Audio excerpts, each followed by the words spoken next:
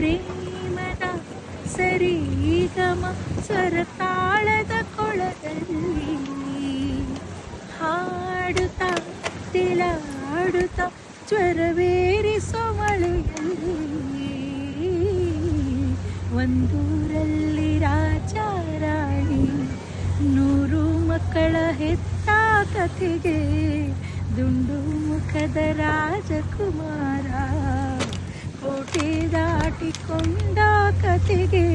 ನಾಯಕ ನೀನೇ ಆ ಚಂದ ಮಾಮ ಕಥೆಗೆ ನಾಯಕಿನ